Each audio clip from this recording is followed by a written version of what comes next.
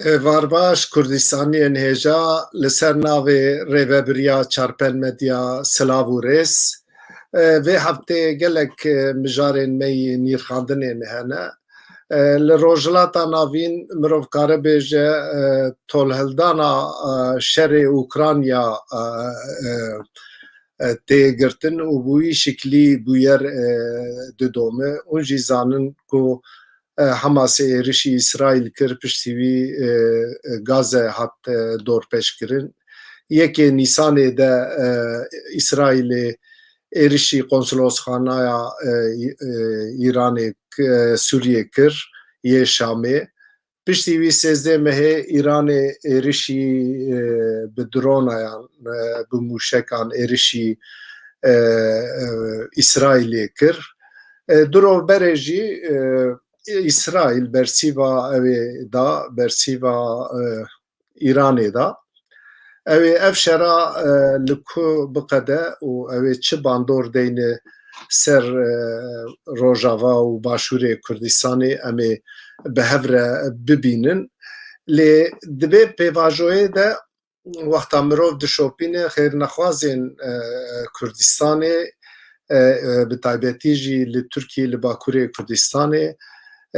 ev çend rojin di medya civakî de di rojnama de wekû gelê Kurdistanê ya jî Kurdistan li dijî dewletbûyîna Filîstîniyayê ya jî li hemberî wan e ya jî dijîtiyekî dijminayetiyekî me yî mezin bi Filîstînê heye. Ew gotina wan ku eger Filîstîn slogana wan ya rojnama Aydınlığê avêtibû heger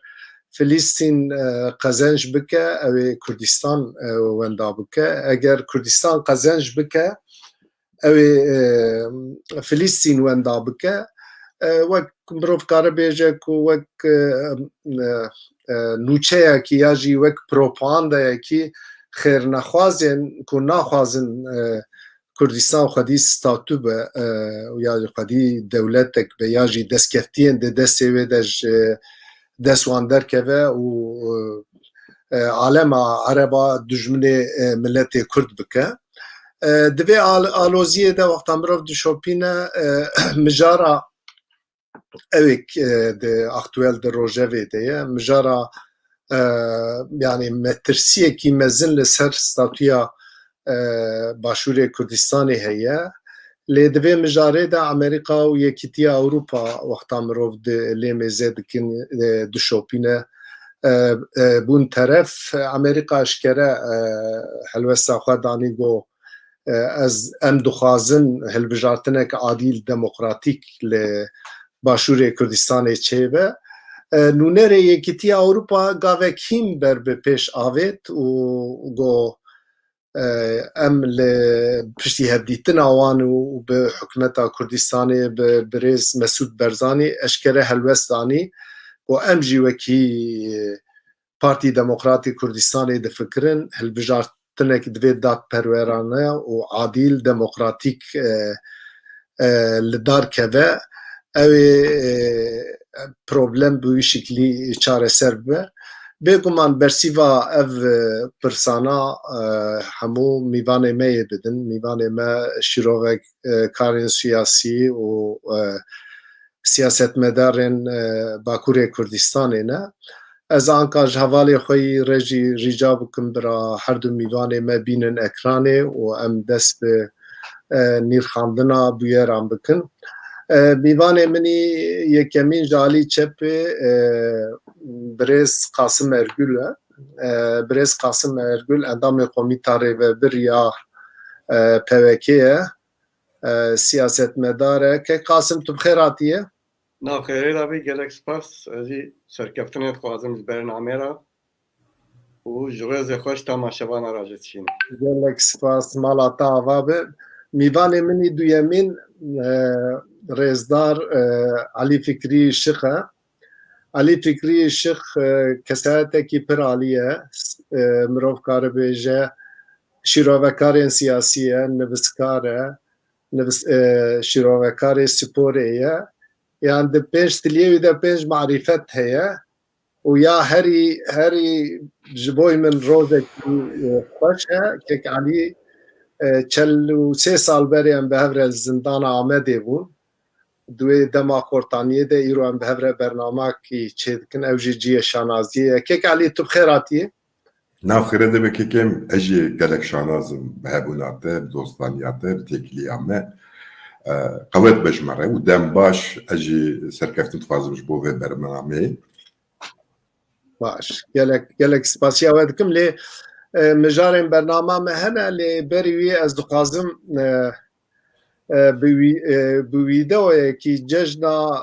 کردن ازدیا پیروز بکن براسی جی حبه مهی جشنا کی خوش لویران شعله لگند برده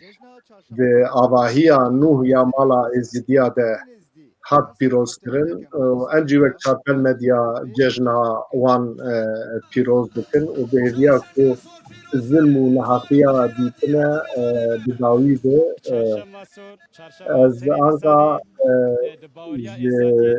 حوالی خواه اما دسته بکن دوی مجاره ده علی تی تده جش دو جشنا ازدیا yani cejna çarşamba sor despekte de piroz be jibo mecri jibo gele ezdiyan şi rastır rengeki men gelek rumetin kevne şopiya mene biru baveriye me giredayı biru baveriye wane bir şekilde ki diro ki hişmendiya me uvanji yeke udisa ez bir şekilde ne baverim bu modernite keme kurda çevirme ev modernite bingaha xodele dibe ku şaha kivi ter ezidiye mebe biru baveri wan be kevleşopiya wan be jiyana wan be u hebuna wan ve rengeki demokratik bideme çwe iroji em bejin başur heman tişt dare heman tişt Punjab jî divê ku em wan rebin yani ne xwedî wan bin em bi hev rebin wekeviyek nava me de hebe û rojê wiha êk ji bo wan gelek girîng û pîroz em jî weke wan ji can û dil pîroz bikin pîroz be گلک سپاس کیک علی کیک قاسم جناب تی چه بیجیز دو جشنا ازدیا بله اجی جشنا چهارشنبه سور کو بنابه دنجی وقت چهارشنبه سر نیسان تی گوتن پیروز کن لگل می ازدی براستی ملت می ازدی دیرو که دا تایبت گلک به ایشو علم تین ناس کنش برکو ظلمک مزون سروان چه بیه یعنی اف ظلم الچقاس جالیه داگرکره و وقت مثلا اولی هاتبه دیتون جیده اصل خدا مثلا کردی جیده ناوه دا و شرطیه دویج بیر امجبیر نکن که او ایریش تایبت سر بنگه بردوامی ملت کرده اگر که کرد لوی دیرو که لوان ججنا لوان روژه دیروکیین کردستانی خودی در نکوین پیش روژا خواه یعنی پاشی افغاناز نکن پیش روژا خوش این کارنتاین کن اشخوته گوتن که او روژا چهارشنبه سور یاجی ام بیجن دسپیکا نیسانه ته گوتن که آل ازید خان یا آل ازدیا و ته گوتن که تاوزی ملک دوی روژه دا آتیا روی عرده و همان دمه دا دسپیکا جیانه یجی جبروی ام جارک دن سرسال آوان و ججن آوان و همی ملتک گلک سپاس دکم مالا و آوابه نها بریم نرخ در باسی مجارن دکم تخازم دوی واری ده کیک علی فکری تخازم دیتن ایوی بگرم روش آمد سپوره چیه گلو آمد سپوره بگه هدف آخواه دوی واری ده کیک علی براش تماشاوانه مره بحثا روشا آمد سپوره بکه میکف خوش فرمو کیک علی Pekore yani stadê not û neh jî Amedspor gihîştiye me pesta xwe em karin bêjin Amedspor şampiyon e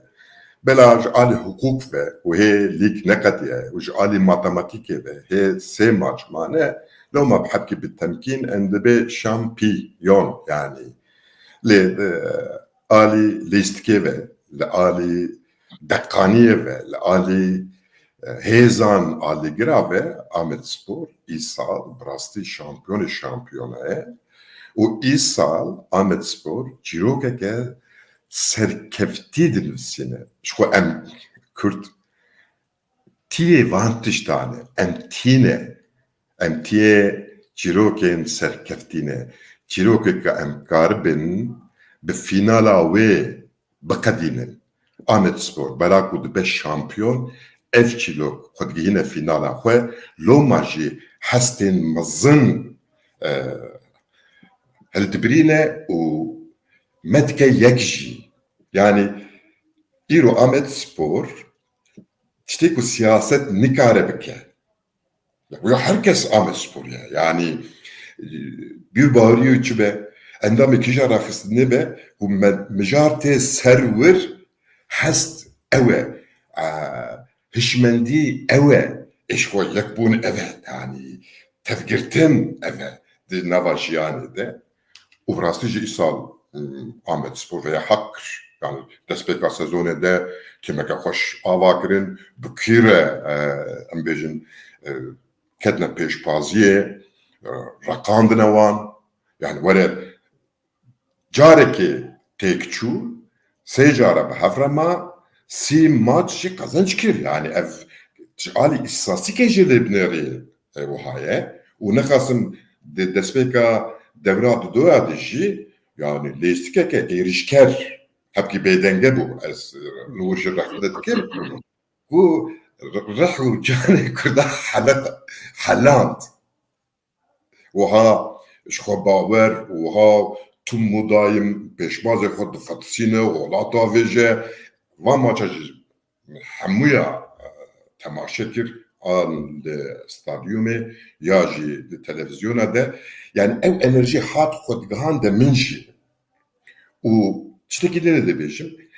ev aligir vitişti edip zane bundikin nejbo siyasete dikin jibo hasten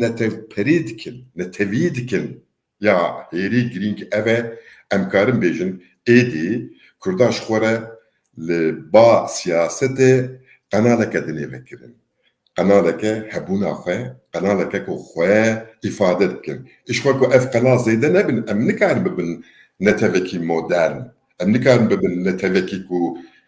erê bara ewin. Yani bara ku em xwediyê va daxwazane. Em ê daxwazê xwe bi çi ispat bikin? Bi aqlê xwe, bi hunera xwe, bi kirinê xwe, ne bi gotinê xwe. Gotin herkes kare tiştî bixwaze. Katiçit kî? Tibingehaya van daxwaziya xwe çawa avat kî? Evet, alî siyasetê ve de em bûne aktör. Egalî mirov kare bêje tiştê siyasetê nekir spor dike û bê yani mirov kare bêje tiştê siyasetê yekrêziya Kurda nav wan de ava nebûye lê sporê li Bakurê Kurdistanê vî karî kiriye. Mirov kare bêje? Bi rahatî yani siyaset jî temase spor jî temase. Vega dibêjê wela zê mîtingekê li Amedê çekim belkî 1000 kes neyê. Lê pazdar roja carkê 30,000 kes cive. O kaderê 100,000 kesî jî temaşe dike. Yani ihsasîk hene. Em bêjin şopînerê Amedsporê piştî Galatasaray, Fenerbahçe û Beşiktaş di rêzemîna 50 de ye. Ev hejmara şopînerê wê. Wero jî kanala TFF'ya Türkiye yani Federasyonu Türkiye maça Kastamonu Amedsporê veşan zindî salekê de bak salekê de nizam 400,000 kesî temaşe kiriye tenê dûr de 800,000 insanî temaşe kiriye ev hêzeke û helbet nexwasin piştî 10,015 vir de ku ev hepkî tekçûna siyaseta Kurdiye û civak jî siyasetê jî felişe ev jî gelek kifşin nexwasin encamê hilbijartina Sûriyekê adarî jî vêya ji xwe weke realîtekê anî pêşame kifşe ku bi şekilekê dinê netev xwedhonîne û alava hêrî sereke jî futbol bixwe futbol ne afyone ku tu lê xwedî derê xizmeta te de ye دینجی اوه زمان جو های تو لی خودی درنی آلی گره جملته کتی لی خودی درنی خدمت هاته ده باشه بهویا کد شامپیون آمد سپوره ام جناب تا کک مهدی و دوسه حبیدن بکن میوان خواه و ام بابره به برنامه کی پیروز بکن طب جواره Çek Sirac Aziz karım servi meseleyi piçkeki. Gerçi az spora ziyade fهم nakim. نا ببیجم که قاسم چا تجی Azım vi bejim brasti zaruktiya xwe heya neha taybet fikrî bahs kir masa afyonê kir birastî xortaniya xwe de me wek afyon didît me digo xorta ji siyasetê kurdîbûnê dûr dike lê niha tiştê ez divî mesela divî heftiya dawî de hiç alaqam bi sporê tune heyata xwe de min neçûye maça ji temaşa nekiriye lê niha tê bîra min ku wê rojek Amed Spor ser navê Kurdistanê bikeve dinyayê û ala Kurdistanê rake li wan de re be şampiyon ji vê gava hestê netewî bi rastî wekek fikrî jî bahs kir gelek Kurd kiriye nav Kurda de yani dibêjim ya ve bala min jî li gorî ku bala min dikişîne ew Amed Spor demek ki wezîfekî baş kiriye ku Kurda nêzî hev dike em hêvîdarin ku tiştê wisa yani wek futbolê tiştê dinayî ku Kurda bîne ba hev jî zêdetir bibin ji ber ku bi rastî wek partiya me jî dibêje ya em partîkî îdeolojîk nînin dînî nînin çînî nînin spor jî tiştekî waye yani îdeolojî naz nake sinif naz nake dîn mezheb naz nake herkes li dora wî navî tê civandin ew nav jî gava milletek temsîl bike bi rastî tiştek baş e ez hêvîdarim ê tiştek baş jê derê ser navê PWK jî serkeftinê dixwazim ji Amed Sporê rast melek spas گوتنه دنه کو وقت هست از کارم لیزیده بکیم işte pirsekî din bipirsin نه niha heyme te girtiye di mijara sporê de niha wexta mirov Amed Sporê û serkeftina wî dişopîne Barcelona tê bîra min di hin aliya de cenabê te çawa dinirxîne yani gelo Amed wê Amed Spor wê foksiyonê dilîze ya jî ew ê Yani- bilîze yani vegavaka sazı helbet bervnikare Barcelona u Amespor'u bine berhef bela ku jhev cudane le rola ku dnava gel dedilizin baldari u tekildiriya gel ya Katalona u ya Kurda jhev ne cudaye hatta bu iro ya Kurda ya Katalona hezedetire yani he Kurt baldartirin jüvere tiştek ku ez acebmayê dibînim ew e ku neyarime vê dibîne yani em de Amed Spor nizamçı neyarime dibe ev sazêke Kurd e ev îkoneke Kurd e û ev enerjiya Kurdistanê parvetike Kurda tîne ba hev loma tüm dayım pêşiya Amed Sporê digir ne ku xwedê giraviya ev tîm dibin bandoran filan siyasetê de ye filan rextê na dijmin vî çavê lê neda ez karim minakeke bidim Federasyona Tirkî 20 carî îdeolojik propaganda cezası daye her 20 carim tîmê Kurdan e 12 cara daye Amed Sporê daye Batmanê daye Wanê daye Dêrsimê daye Nizamçı yek cezak ne daye Tirka ku Türk de her maçê xwe de veya ew dikin yani dibe PKK dışarı, terörist, nizamçı, vatan bölünmez. Ev tezahürata ideolojik e. Kat, juana cezana dane. Le rabene me gotne embrane, brazaruk jiwerne maçı, nizamçı, rak ideolojik e. Şuhe peşabi digirtin nekasım de sezona 2016 و 17 de ev dermak u deniz nakiji dilist devleti bu xwe peşiya ve girdi. Ne kastın ku derkeve raya geçti ku bala herkesi bikişine. Ece ve kahlik tiş sistibin em dizanıcı bu çizi sistibin u başıcı yani ne harabeci re bu u be minnet ve bu be minnet kerem ki. Bir başka kali gelek spas ke Qasım بگو از جناب تجی اوی بپرسم من داخویانیا پوکی خوند 2022 دیا پۆلیسا درۆژە ئالا کوردستانê de avêtibûn ser partiyên Pakê, PSK û Herêka Azadî. Niha dû de alên Kurdistanê berevkiribûn lê do daxuyaniyê de daxuyaniyek hat belakirin û ew alên ku hatibû belakirin wek nesûce û ew alana îadeyî partiya kiribûn. Cenabê te divê mijarê de ew çi bêje gelo? Li Tirkiye çi diqewime ev ji berê sûc bû û qedexe kirin û top kirin û niha jî ew alana vegerandin dan partiya tê çi bêje divê mijarê? Valla ez destpêkê da dixwazim mizgînîkî bidime Bakurê Kurdistanê ku îdî bira bizanbin li gorî qanûnê Tirkiya jî ala Kurdistanê ne qedexe ye. Heya niha bi rastî yani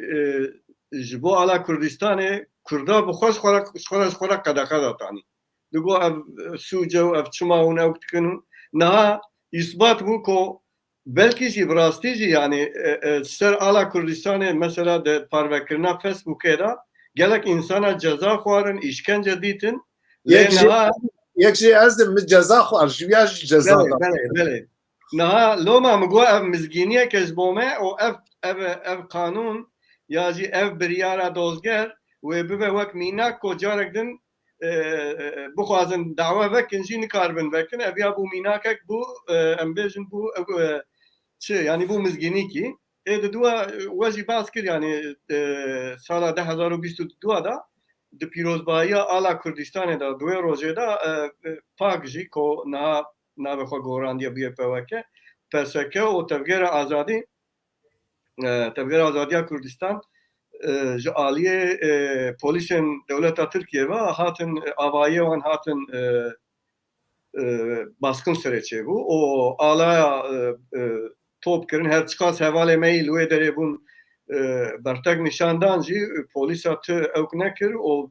darê zorê rabûn van ala û tevayî dokûmantê partiya jî birin. Dûra hevalê me partiya me çûn serî dozgerdan û dawa vekirin gotin tiştê hûn dikin bêyasayî ye û bi rastî jî we di 19/4/2024 da dozgerê Diyarbekir Cumhuriyetê biryar da û bêtaqîbî da taqîbsizî ku dibêjin ev ya tê wê manê ku ne hewceyê mahkeme ve vejî xwe divir da bi rastî yani di dîroka Cumhuriyetê da destpêkek nû ye û mizgînîkî nû ye em gelê Kurdistanê re pîrozbayî dikin vê mizgîniyê. Baş gelek spas. Kek Alî vê mijarê de dixwast tişkî bêjî ya? Keko dixwazim di tişta bêjim yani veke astengê komera Tirkiye pirin nexasim astengê desthilatdariya Tirkiye pirin û heya vê de heya îro jî şêwazên tund şêwazên ku hişk û girêdayê şiddetê bikar anîn ji wan tiştek dest nexistin tiştek jî dest nexistin û piştî hilbijartinên sîviyekê adarê jî dîtin ku meşruiyeta wan jî diqede gelek tişta bikin yek ji alî aborê divê ku partnerê nû bibînin û partnerê hêrî serêka Ewropayê û Amerîkayê divê ku wan tekiliya rast bikin ya diduwa ji bo ku Tayyip piştî 2028 ku siyaset medalya xwe bidomîne divê ku anayasa were guhertin aktörê ku Tirkiye anayasayê berra biguherin ji kufşên û aktörê hêrî sereke jî Kurdin ez nabêjim ev ya bûye siyaset lê vêga hêne bûye siyaset lê weke alavekî siyasetê bi temkînî vê rêyê didine pêşiya xwe bi tamamî weke perspektîfekî nedana pêşiya xwe lê Tirk dibê nabız yoklaması wiha dikin em jî hebkê berhemên vê demê hildibirînin. Gelek spas mala we ava em derbasî mijarê xwe vê heftê bin mijara me ya sereke me gotibû şerê Îranê û İsraîlê ama Ali dest pê bikim. Kek Ali cenabê te şerê İsraîl û İranê çawa dinirxîne, ew ê aramiya rojhilata navîn kînga were ya jî bi vê evê çi tê xwestin? Yani em bên du kampên esasî hene. Yani wexta mirov mêzeke di xortaniya me de me digo kampa sosyalîst û kampa emperyalîst a, niha mirov wexta lê mêze dike NATO welatên girêdayî wî û Rusya alî Ewrasyaciya. Gelo cenabê te ev ê çawa şîrove dike? Yani ev şerê wekaletê li rojhilata navîn tê kirin ya jî armanc çi ye? Çi dixwaze were û ev tişta çawa bandorekî çawa li ser Başûrê Kurdistanê, Rojavayê Kurdistanê deyne em cenabê te gudarî. Keko vallahi duvarê siyasetê ez naxwazim wiha gotinê qelew û gotinê hişk bêjim, bela ku zanîna min jî pisporiya min jî nagîje van tişta. Lê ez ê pêşî destpêkê de bela ku guncav e û bela ku serî tê digihîje me ez ê nûçeyekê bidim. Ev şer destpê kir Farisî dibe tengayiya Hormuz, Tirk dibêjin Hürmüz boğazı. Dûr de evlekariyek ketina vê evlekariyê berê markayê Ewropayê û Amerîkayê da Tirkiye. Bela ku sanayiya konfeksiyonê jî berê Xwedaya Kurdistanê êdî ciyê hilberînê Kurdistan bi xwe ye, marka giş li virin. Çima li virin? Ku tengayiya Hürmüzê de mal neyên mecbûr ve Atlantikê bibin malek ji xwe 3 meha ancak digije Londrayê. Not günî de ancak, not rojî de ancak. Di Hürmüzê de nava 10 roja daha. Doma planê markayê Ewropayî giş li tevlî hebûn vega giş Diyarbekir li Batmanê, li Mêrdînê li partnera digerin. Misal mesela navenda Heyçeleme, Swede Heyçeleme gal bismillah.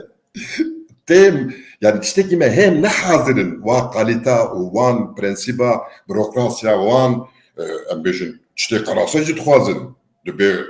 dibe ev şirket bi şiklekî insani were rêve birkirin û her şartî insani hebe em cêk û gayri insani hilbirînê qebûl nakin û em jê nehazirin û pêdiviya me ye. Ev ji Kurtê ji vî şerî tê encamê vî şerî yani weke encameke balkêj û bikêrî me were tesîrekê li me deyne ev e. Yadinê yani ez ne bawerim ku şerê İsrail û Filistîniya dura ya İsrail ya navî çi ye İraniya ne şerekî dibe çi global e. Helbette girêdayî globaliyê heye lê heremiye bi rastî jî İran ji xwe xwedî vê îddiayê ye. Yani ez qeweteke heremî me û dixwazim ez bandora xwe lê deynim. Yani ji roja ku Komera İslamî hatiye ava kirin me besta vê stratejî wê ev bûye. Di nava devleta nava civê kadar bi xwe cêbûye. Yani em bêjin rêxistinê bi xwe ê aliyê xwe ava kiriye. Nel partnera geriyayê ev tiştekî nayê qebûl kirin. Bêj çî jî nayê qebûl kirin. û ji xwe şerê Filistîniya dîsa ez ne bi zanînekê diaxivim. Ez hinek şiroveya dikim. Şirove jî şiroveyê min in. Aqlî İraniya bû. Îca vega ew û bela ku divir de Filistînî têk çünkü kuş bû wê têk karin. Ev jî mînakeke çawa dixwazim ji bo baş bê fêm kirin. Bê me best weke ku 2015 ev mesela hendekat nava bajara da dest pê kir. Yani ne aklekî askeriye, ne aklekî siyasiye, ne aklekî bi mafê trabî êrişî ew kê bikî navî çi ye? İsraîlî bikî. Ji bo çi bavû? Li İsraîlê du zimanê fermî hene. Yek Erebî yek İbraniye. Zimanê te azad e, zimanê te qanûnî ye. de devlet hene. Yani jibo ku dest بریا شدتی بکی تم مشروعیت تنه. ایده چی بکی خود نگراوی از الواقع اول مخن و دنیا ببینه و خود نگراوی و دنیا خودی المدره. اره وگا حبکی او انجام درکتیه لی ev encama draya gişti de ya derketi holi ya ev tesirat navaraya gişti nav tevide derketi holi teri çareseriya siyasi nake. Dekadak. Ve çibibe yani ezbim hayak ver kontrol kirne u dvirdeji vaka strateji hayak İsrail henek poze İran'e ne de ardeji ve berdevam bibe ku hepki poze ve da arde ve bejinde varın em lehef bikin ka em jnu ve karte ko bikin jnu ve hezen rojlatın navin des nişan bikin.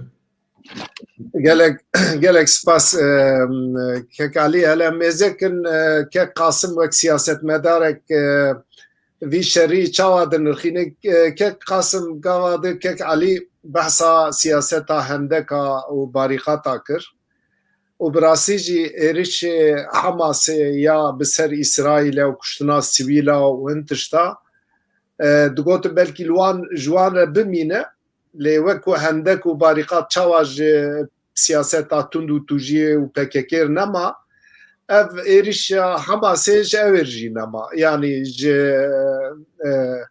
Hamasê jî nema û İsraîl awayekî pir tund dedî duran qalqan digo wele me nizanîbû ew ê dewlet û qas zalim bi we êrişî me bike Hamas jî dibe wele ew nedikir yani bi wî şeklî hatin ser me lê İran çû hawara wan lê gelo wek siyasetmedarekî cenabê te vê vî şerî çawa dinirxîne û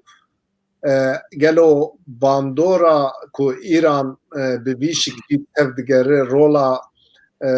Rusyayê ji tê de heye ya tuneyê em te gudarî bikin fermo gelek spas bi rastî yani ev şerê İsrail û Filistînî çendan sala berdewam e û heyanî ev pirsgirêk çareser nebe jî wê berdewam bike lê mixabin tiştê ku kekfikrî jî bas kir yani diyar e ku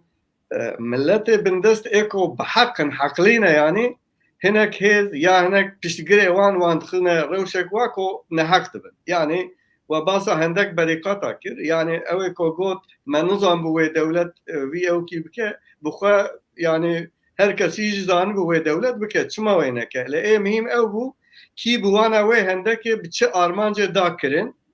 bixwe piştî bûyerê piştî têkçûna hendek û berîqata ê ku zirar kir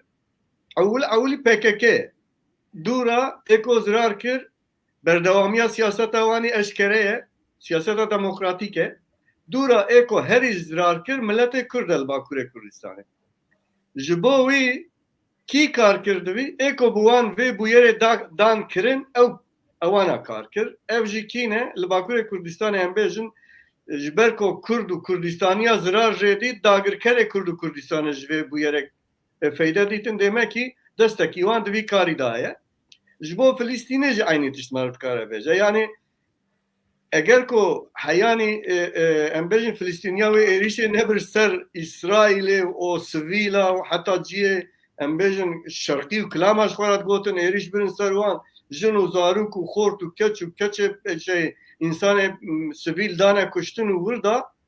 ma yani ê ku piçek aqilê wî hebe ne siyasetmedar zane ewana zirar da xwe başa çima yek zirar bide xwe demek ki hinek hene قوات وی زراری بواند دن کرن زرار دن خو جوان را کار شد و از بخوا الوی داره زیادتر رژیم مالا سوجدار کم یا جی از وانا سوجلی دوینم جبر کو جروجا حمینی و حواله خو ایران هاتنه اقتدار حیانا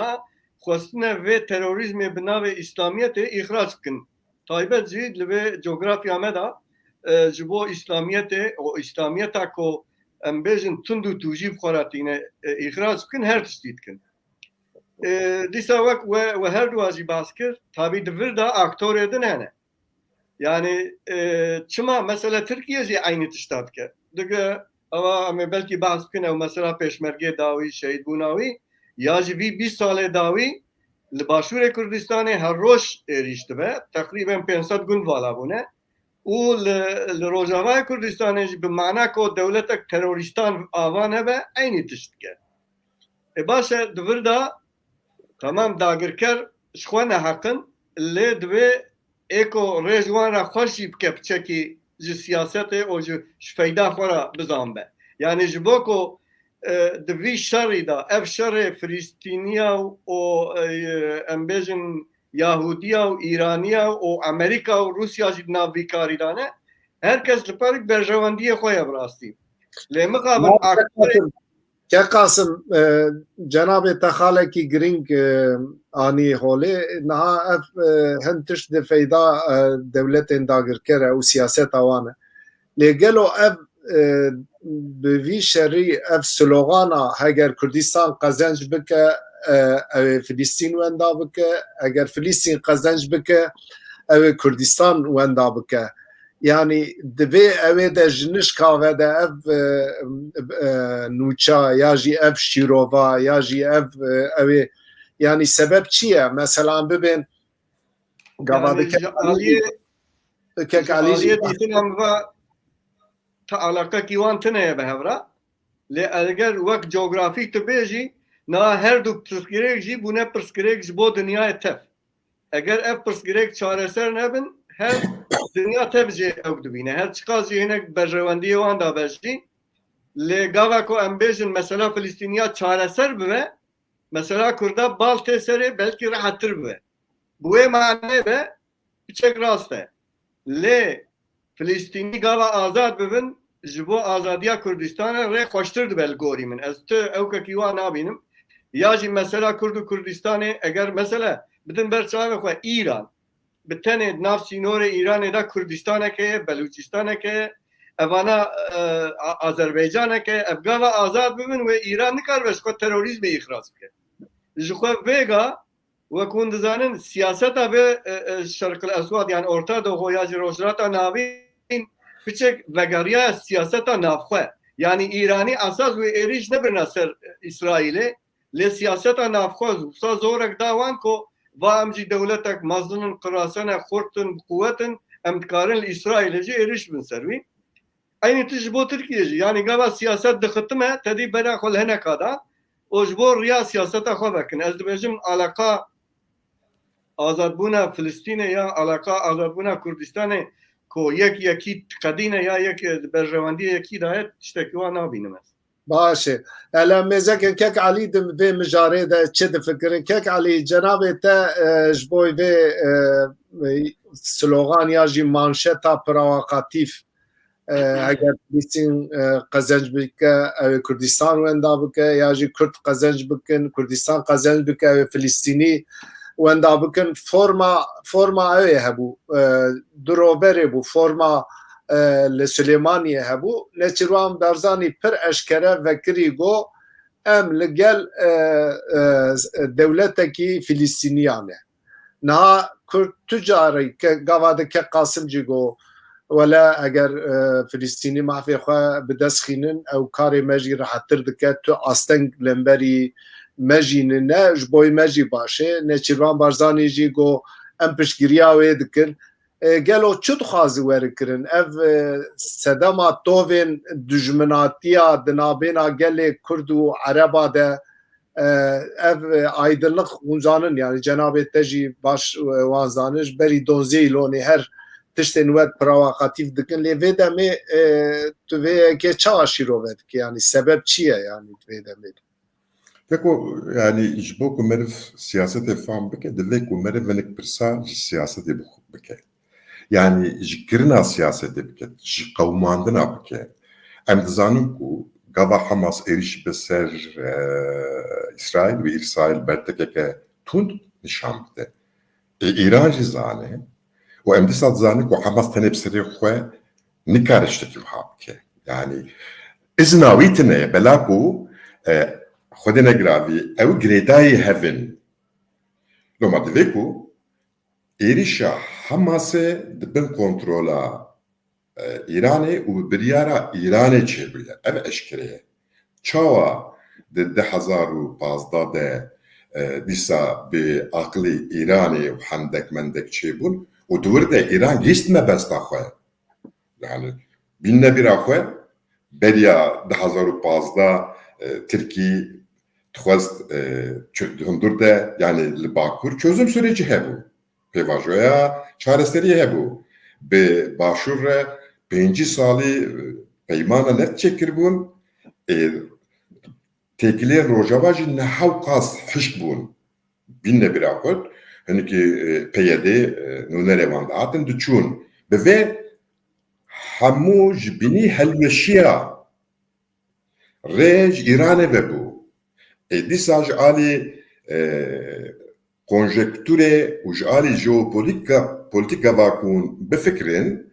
ji Tehranê heya Lubnanê divê ku di nava erdê Kurda de jî karbir rahet herin. Başûrî li hemberî wan dirin, Rojavayê me li hemberî wan dirin, hê di evka xwe de, di koska xwe de pêşa wê tê girtin. Divê ku vana rakin. Bi hemla 2015 ve rakirin. Vêga dîsa dibêjim yani ev tiştê ku ji devê min dertên bira godarê me bi temkîn mi godarê bikin. Ne ku em bêjin bi zanînekê, bi nûçaya, bi hinek belga ez de axivim. Naxir. Tenê mantık. Birê dîsa mesela çareserkirina Sûriyê.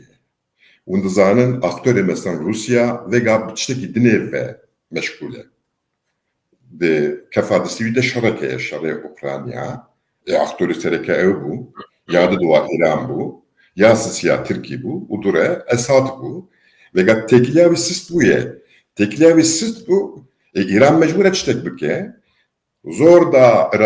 Irakiya bandor da ser Başûr îro mesela hilbijartinê dîsa ew derece wirtê divê ku şiklekî İsrail jî bi astengekê navî çi ye meşgûl bikirana ji bo ku çareserkirina Sûrî neyê rojevê. Em baş dizanin ku li Sûrî devleteke nav netewî were avakirin ku hemû netev vê devletê nas bikin, dûr de Kurd wê bibin tiştekî. Bifêne yani muxtariyet be, nizamçı be wê bibin tiştekî zagonî. Ji xwe li Başûr federin li wir jî ku bûne tiştekî hinga Îran jî û Tirkî mecbûrin ku çareseriyên siyasî nekin jî mecbûrin çareseriyên çandinî bidin rê namîne ji wan re. Divê ku ew fetsandin êrişî Tirkiye jî ji bo vê mebesê ez bim Îran weke alav Hamas bikardîne da ku ev mesele çabe bêj bîrkirin yani gotinek nayê bîra min ez bin siyaseta wir ji vir e. Baş. Em derbasî girêdayê şîroveteya Ataliyê yani li Başûrê Kurdistanê Kurd xwedî statû li Rojavayê Kurdistanê Kurd kanin xwedî îmkanên nû bin muxtariyet bin ya jî navê wî çi dibe bibe lê statûyek bi dest xînin. Lê ev debên vê taliyê êrişekî pir mezin ser destkeftiyên Başûrê Kurdistanê heye. Bi rastî jî ew helwesta dadgeha bilind ya ku eşkere vekirî girêdayî Îranê ye û di qanûnên federal ya her du aliyê de tu ciyek wî jî tune ye. Kek xasim ez cenabê te pirsim gelo cenabê te rewşa Başûrê Kurdistanê û metirsiyên li ser pêşeroja Başûrê Kurdistanê çawa şîrove dike û divê demên taliyê de helwesta vekirî ya zelal ya Amerîka ya Yekîtiya Ewropayê tê çiwateyê em te gudarî bikin kek xasim fermo. Pêşiya pêşî divê li Başûrê Kurdistanê Kurd di nav xwe da yekrêzîkî wan hebe. Yani ne nav em bêjin her du partiya da pêşî nav her partî da divê yekrêzîkî hebe tiştê ku em kulîsa da dibihîsin hem di nav yekîtiyê de hem nav partiyê de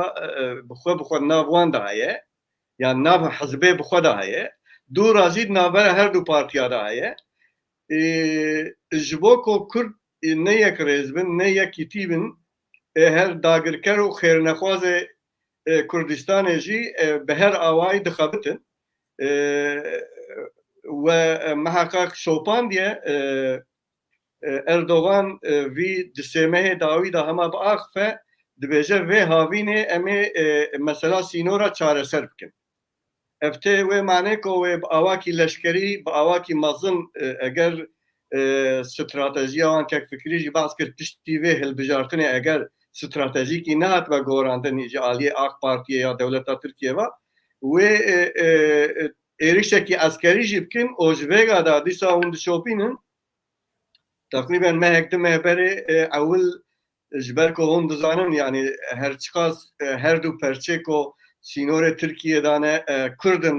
سینور دا شوان لمقابل نها لهر دو آلیازی امریکا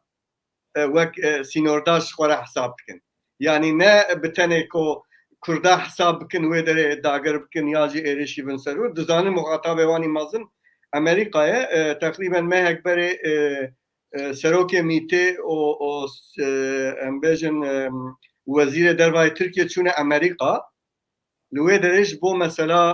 هر دو ولاقه سوری یعنی کردستان سوری یا باشوره دور از ور و گریان تبی وزیر اولکاریه جی ساونا باخانی هر سه به هفرا چونه بغداد جی اونا دمک نزد جی اردوغان وبچه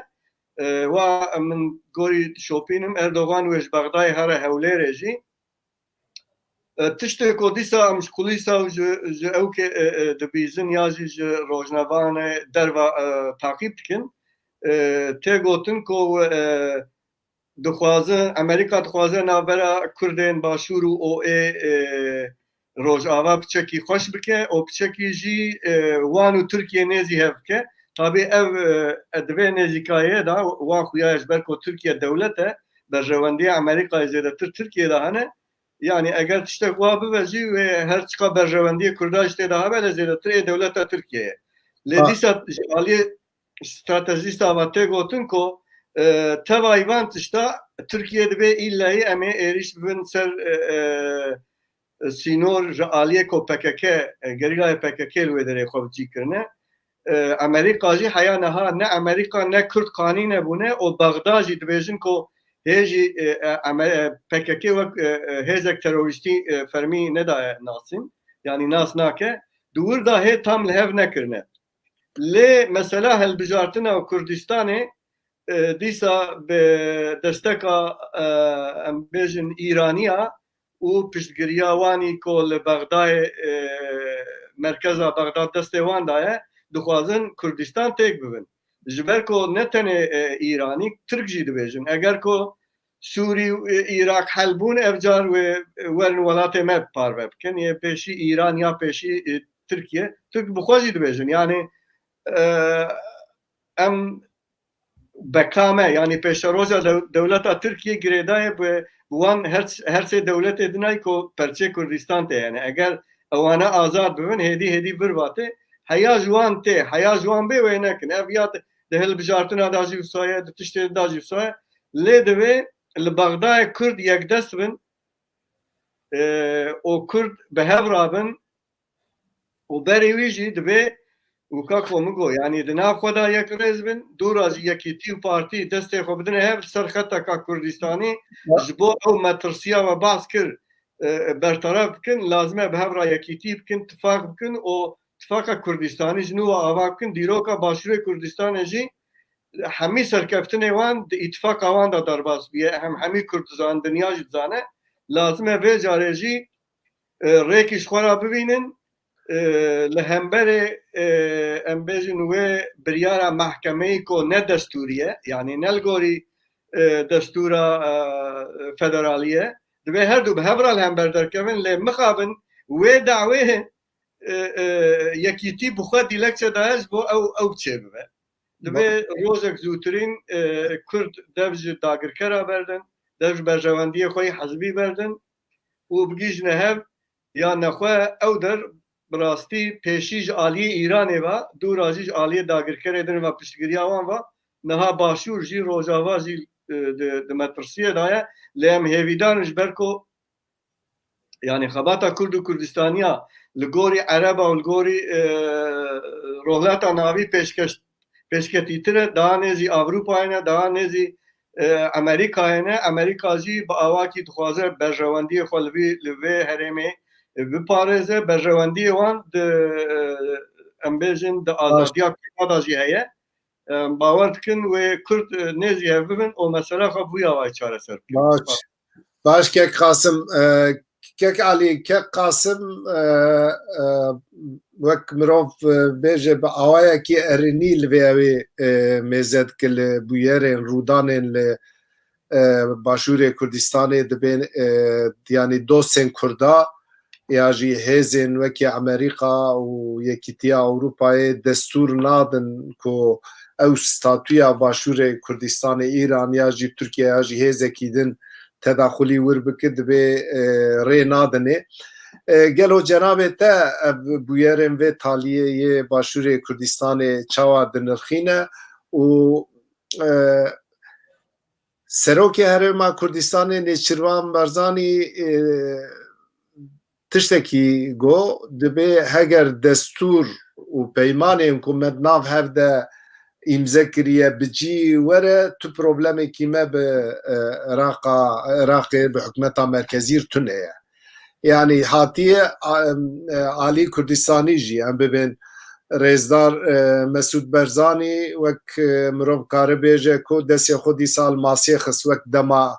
gengeşiyên eyaletê ya jî ew gengeşiyên ku federasyon be kek Mesûd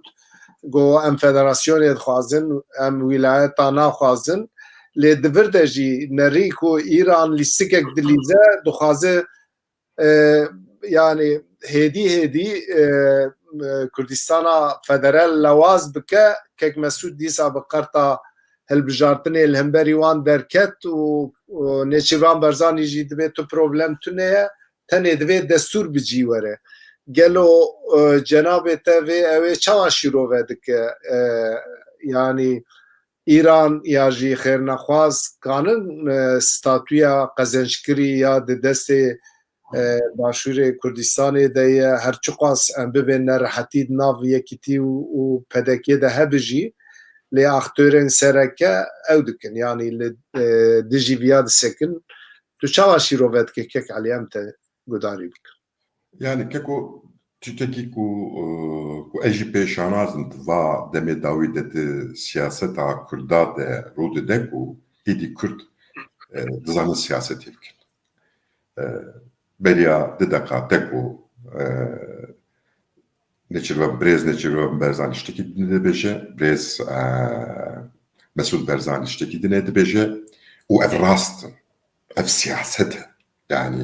helbet divê ku têkiliya me bi navenda Komera Iraqê re hebe, helbet divê ku em hesabê Îranê jî bikin. Yani bela ku em nehêzeke têrê xwe ne û ya duwa jî em naxwazin şer bibe.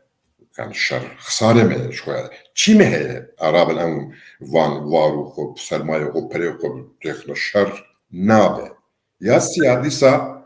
Kurdê me vî famkirin ku kes ji me re devleteke ava nake. Yani rojava dinyayê de ev tiştine erê dilê wan mere erê ew jî dibêjin win mexdûrin erê tiştê ku win karibin bikin tiştê ku ji destê me were em ê texsîr nekin. Lê ev nayê manê ku wê ji me re jiyanekê ava bikin, devlekê ava bikin, ev nekariya wê ye, aboriya wê tiştê wan nîne. Loma siyasetmedarê Başûr di cî de ye divê ku karibin Îranê jî îdare bikin û navenda Komera Iraqê jî îdare bikin. Divê hilbijartina Tirkiye de jî metî ku Kurd jî siyasetê dikin. Yani roja Dawî de Qilincî Erdogan kişandin. Brêz Lêrazana derket got, Hemed Türk derket got, Selahattin Tûm derket got, ew e. Ev çi ye? Ev tevê manê ji bo çareseriya em amadene û em karin her pozisyonê de bi were têkiliyê deynin. Ji siyaset ev e. Rastî jî ev. û em dizanin wan bûyerên Rojhilat de jî Kurda jî yani ev jî bûne hêzeke kurdewer, hêzeke ku civaka giştî bi wan re û tevgirtina wan jî meşrû dibîne. Wekî dizanin ji xwe Rojava jî têkiliyeke fermî heye di nava hêzên navnetevî û di nava hêzên Kurda de. Ev tê çi manê? Ev tê vê manê ku dînamîkê Kurd bi xwe hinek tişta çêdikin. Wê tişt biqewmin dakirkerê me dixwazin ku tiştê ku biqewmin jî dibin kontrola wan de be. Loma Komera Tirkî ji Iraqê re dibêje tevî sînorê tê mire çêkî çêneke tê telepsêrê xwe çêkim. Yani ku tiştekî li başûr bibe bira têkildarî yani li Bakur bibe bira têkildarî başûr nebe, bira têkildarî Rojava nebe ya ji tiştê ku li Rojava biqewime bira têkildarî Bakur nebe. Ev jî li gora xwe keysa xwe li gora wê dikin. Ji xwe tirsa wan jî heye. Mijbîra kir di bêşaberiya vêga de têwe te got ku Filîstînê ku ew bin bi ser kevin wê Kurd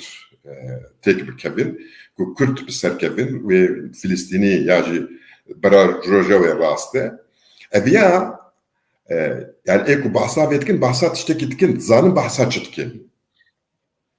Weke ku min got ku li Sûrî devleteke netevî ya nav netev were qebûl kirin bi vê nevê Kurd tiştekin. Em nikarin bêjin wela hane lê wê tiştek bin. Ev çi dibe Kurd dikevine nava hiqûqekî de. Vêga li başûr Kurd nava hiqûqekî de ne? Li Rojava wê Kurd tê kevine nava hiqûqekî wela Tirkiye nikare vê pivajiyê bê hiqûq bimeşîne. Komera İslamîst ya Îranê nikare bê hiqûq bimeşîne. Tiştek tê qewmandin. Bi ser de ku em vî şerê jî tînin. Bi ser de ku bîna Putin jî çıkandın. Evet dünya hazıriyat tiştekî dike lê ne ev tiştek ku radikal ev tiştek ku em diparêzin ne wane wê hinek tişt biguherin û bawer ke ev guherandin jî wê li gora qama me be. Tiştek ku em ê karibin bikin. باش مجارê me yî din hene em derbasî wan bin wexta me jî yên dikmaye sohbeta we jî merî têr nabe wele hûn pir xweş şîrove dikin. Niha ez mijara me ya sisiya tund û tûjiya li Tirkiyeyê li Kurdistanê ye û mijarekî mirov kare bêje mijarekî sereke ye li kolana keç û zarok û jin her roj rastî tund û tûjiyê tên du bûyerên aktuel anka li Tirkiyeyê li diya dîna Agiriyê melekî li zarokekî xistiye û dîmenê wî mirov wexta mêze dike hundirê mirovan dişewite. Bûyera din jî li lîseyekî mamosteyekî yani em bin êrişî keşkên wir kirine destdirêjî kiriye û ew mijar di dadgehê de û mamosta hatî girtin lê ev tiştana wexta mirov lê mêze dike rojane li Kurdistanê li Tirkiyê gelek ciya diqewime. Cenabê we vê çawa şîrove dike Kek Qasım hema em ji cenabê te bipirsin te behsa destdirêjiyê kir. Ev destdirêjî ew ê çawa bisekine ya jî sedema ev bûyerana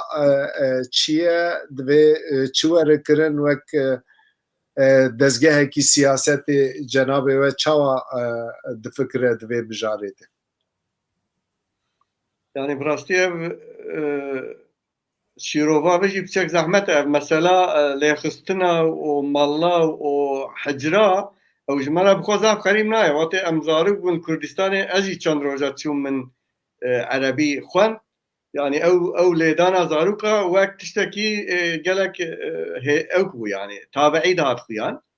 Heya nihal ne tenê li medresa yani li mektebê Tirkiye hê jî li zaroka dixin. او مثلا لیدانه او بلیدانه تربیه کرن بیه وک فلسفه کی لوی ولاتی ev jî îşareta paşvemayînê yani eger ku perwerda wan nijadperest nebe eger perwerdekî demokratîk be û civakî be ew ê tiştê wan nebin lê mixabin ji ber sîstema Tirkiye zehmetin ev tişt ji holê rabin ew mesela destdirêjiya zaroka jî ew jî dîsa biçek perwerdê ve bi şeklê jiyana civatê ve girêdayî ye ew ya biçek ya sosyolojîk ez bixwazam ew kêwî nizanim lê belê ew fobîkî wa heye yani nav civata ku ne şeffaf e civata ku em bêjin hinek tişt bûne wek tabû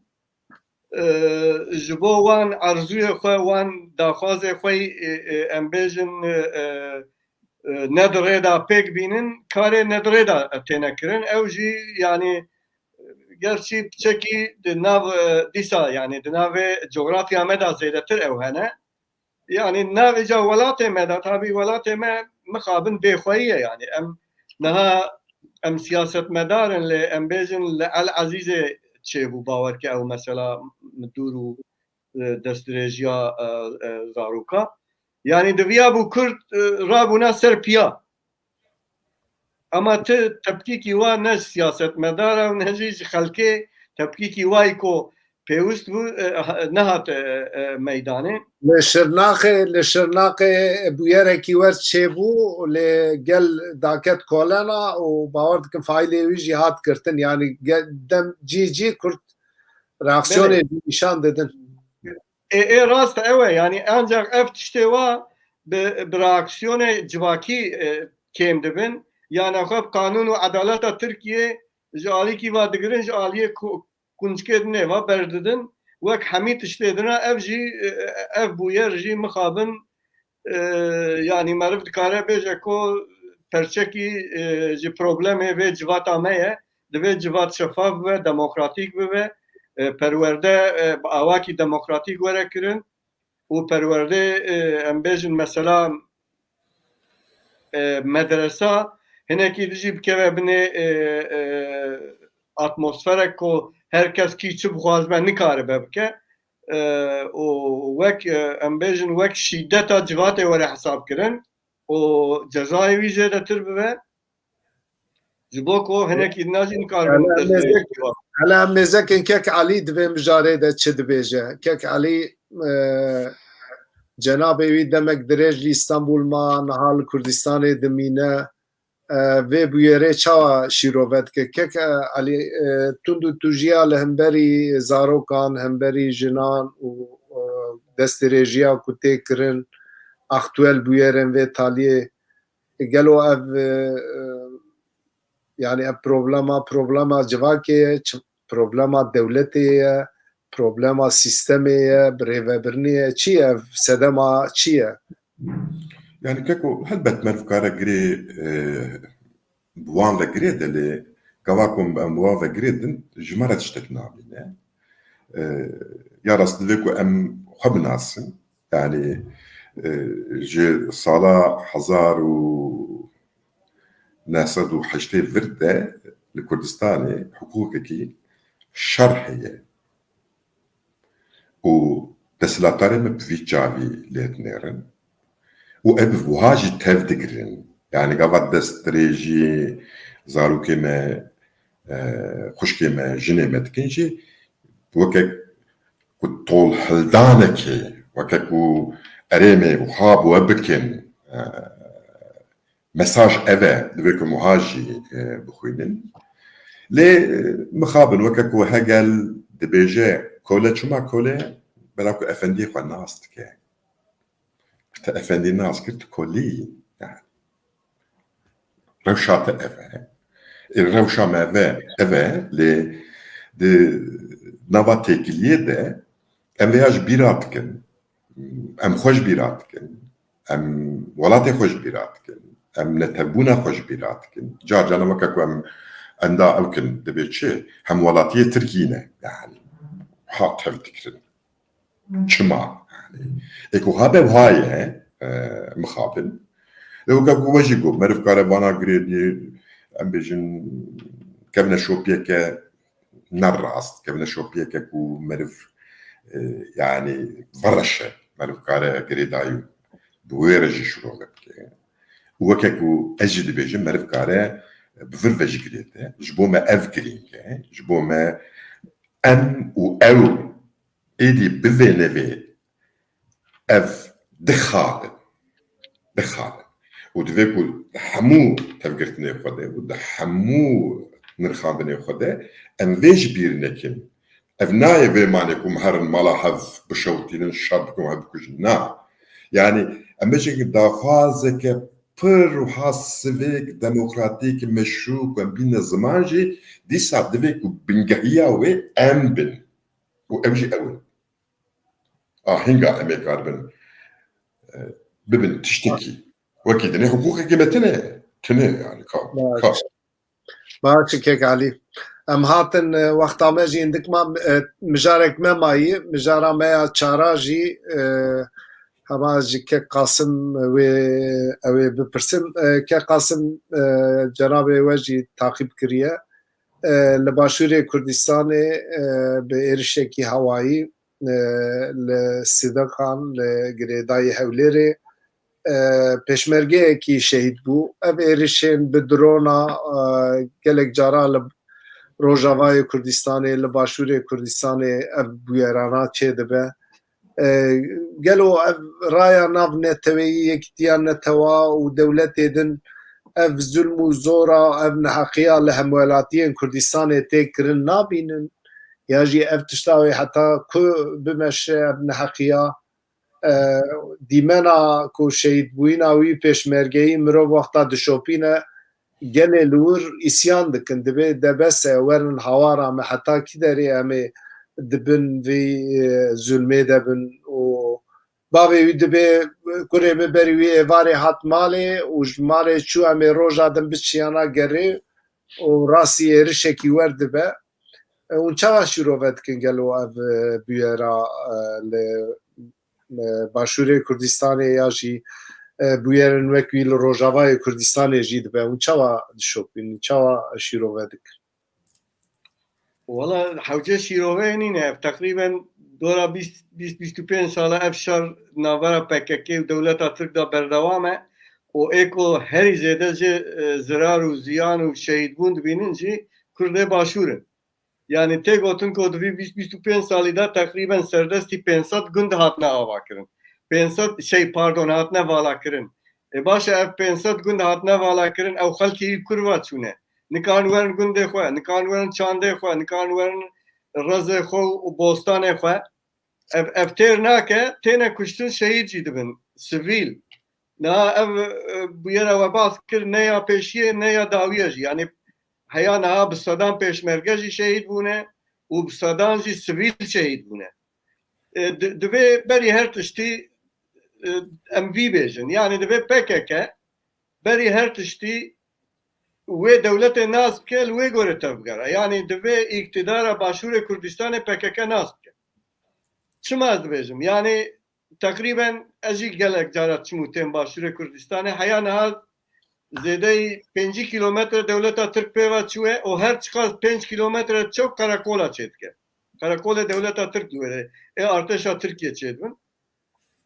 Beriko devleta Türk hare hükümete harema Kürdistan juana da beje brajan urin bre valakin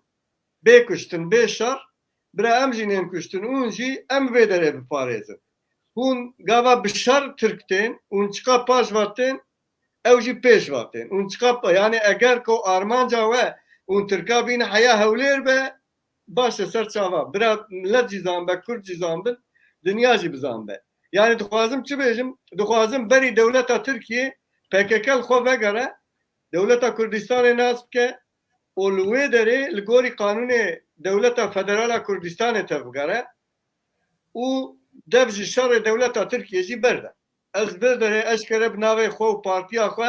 دبیجم کو اف شرعی دی نل شغل ترکیه نکان شرب کن کیجی بیجه دروه یعنی ترکیه گریلا کی ربنا نکار الپشت کبره کی هر دستوری خوب شو نه حیا ولا شرب که ew teknolojiya eskerî ku Tirkiye pêş ve biriye nemimkin e bi şerê gerîlayê piştî vê saetê Kurd mafê xwe bi dest bixin ji xwe dev jê bere ev partiya hane ji bo dewletek naxebite şer nake ji bo statûyek li Bakurê Kurdistanê şer nake boçi di wî sînorî da dibe sebebê ku pêşmerge werin şehîd kirin ew gund werin vala kirin ew gerîlayên PKK jî li wê derê şehîd dibin yani divê carek PKK li xwe vegere ê di duwa jî em bangê dewleta Tirkiye dikin ew jî yani ewa bi salan e bi haceta PKK û terorê diçe dewleta Tirkiye îşgal dike yani li wê derê ew bi xwe dibe sebebê kuştin û têkçûna em bangê her du ciya jî dikin bira dewleta Tirkiye karşî dewleta Kurdistana Federal hebe êrişî wê derê neke û em bankî PKK jî dikin bira dev ji vê tund û tûjiyê berde bira nebe sebebê ku bûye sebebê têkçûna Bakurê Kurdistanê bira nebe sebebê têkçûnê Başûrê Kurdistanê jî û em carek adinê rehma Xwedê ji wî şehîdê pêşmerge re dixwazin û em hêvîdarin zûtirîn rojek ev şer li wê derê raweste gundiyên wan gunda jî vegerin gundê xwe û PKK jî rêz bigire li hebûna dewleta Federala Kurdistanê. Baş kek Qasım Malatava hele mezekin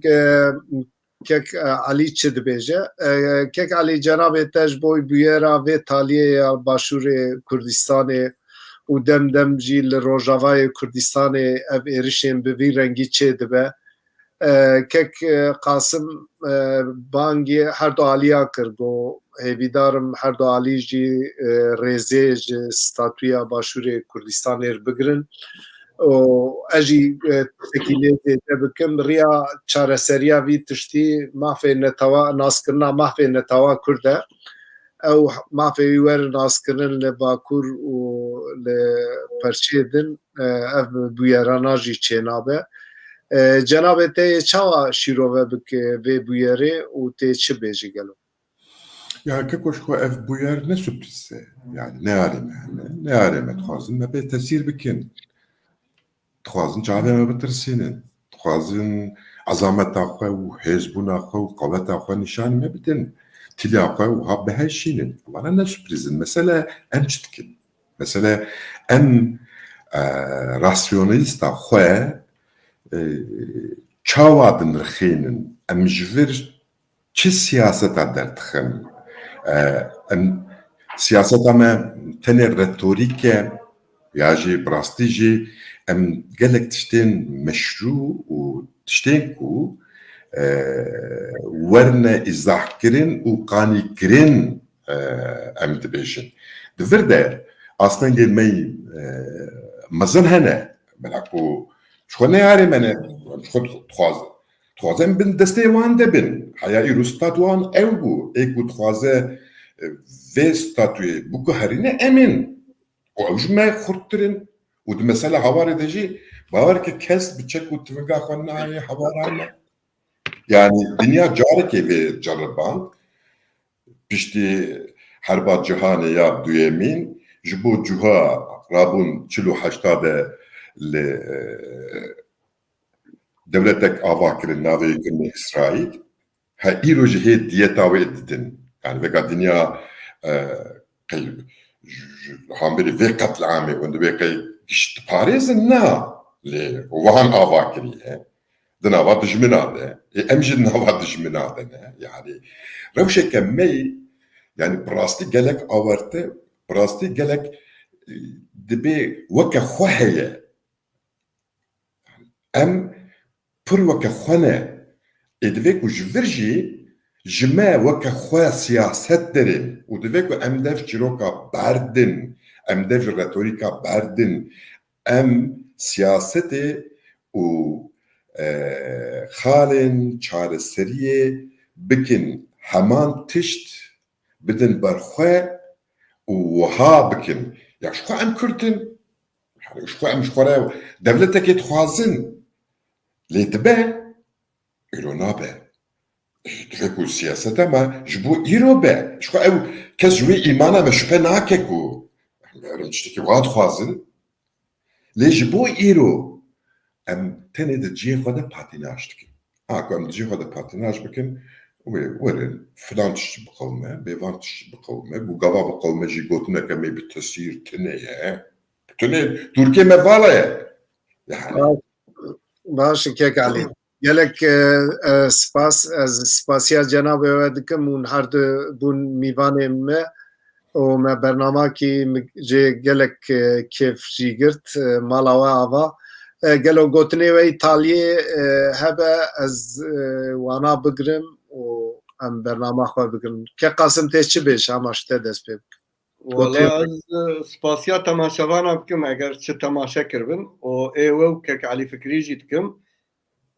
Yani em çi bêjin em hêviya me ew e yekîtî û yekrêziya Kurda li her çar perçê Kurdistanê û destkeftiyê ku me bi dest xistiye li başûr dibe Rojava li Kur dibe bi awakî em li wan xwedî derkevin çunkî ji bo me statû lazim e û ji bo ciyê statû tune jî ji bo wî em yekrêzî û ittifaka bikin em wan statûa bi dest bixin temeniyê min ev in û spasiya we dikim. Malata ava kek Elî em gotinê te yî dawî bigirin cenabê te çi dibêje ez gelek kêfxweşim rastî jî bernameyeke gelek xweş bû ez gelek şanazim û ez bi vêga em hev dibînin bi hev re de axivin û dibên qewet beştere bi hinek bernameyê din. gelek spas mala we ava be temaşevanên hêja me bi du mîvanê xwe birêz Elî Fikrî Şêx û birêz Qasim Ergûn re bernama li darxist me bûyerin heftê nîrxand li zimanê xwe xwedî derkevin li xwe xwedî derkevin li welatê xwe xwedî derkevin û ya herî girîng birabin Kurdistan ji her tiştî mezintir e û bimînin pevçiyê de şev baş. Şev baş.